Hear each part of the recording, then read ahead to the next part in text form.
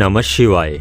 आज हम थोड़ा सपनों के बारे में बात करेंगे और इस संसार के बारे में बात करेंगे कि यह संसार भी तो कहीं परमात्मा का सपना तो नहीं है। ये जो रियलिटी है, हकीकत में जो हो रहा है, कहीं ये परमात्मा सपना तो नहीं देख रहा।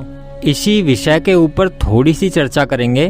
तो अब हम चर्चा का प्रारंभ करते हैं। ओम नमः शिवाय।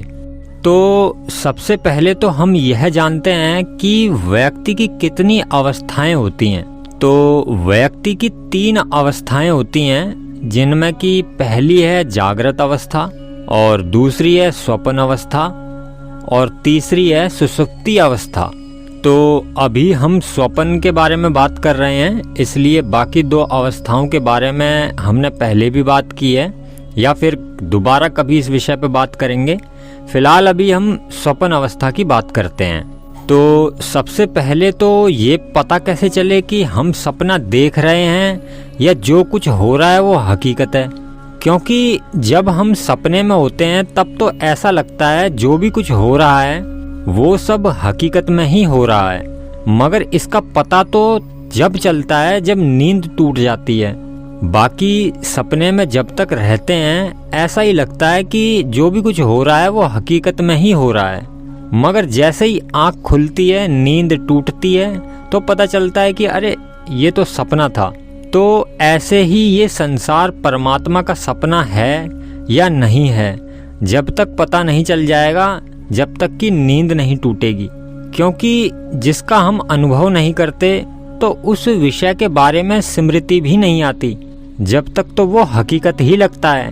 देखो, हम जो भी दुख भोगते हैं वह अज्ञान के कारण भोगते हैं, और यह अज्ञान जानबूझकर उत्पन्न नहीं होता, बल्कि बुद्धि का स्वाभाविक रूप ही है अज्ञानता को उत्पन्न करना। जैसे कि मैं यह शरीर हूँ, और फिर अज्ञानतावश हम बहुत सारे भ्रम पैदा कर लेते हैं और वास्तविकता बादलों में कहीं पीछे छुप जाती है, और जो हो रहा है उसी को हम सत्य मानकर असत्य कर्म करने लगते हैं। हम सब बुरे को भला कहते हैं और भले इंसान को बुरा समझने लगते हैं। हम भेद करने लगते हैं। उदाहरण के लिए जैसे कि एक गाय को ले लो। गाय का जो एक कुत्ते के साथ में भेद है वो जातिगत भेद है, लेकिन मनुष्य ने तो आपस में ही भेद कर दिया है। हम सब भूल चुके हैं कि एकमात्र आत्मा ही सत्य है, और यह शरीर एक मिथ्या सपने मात्र है, जो है भी और नहीं भी।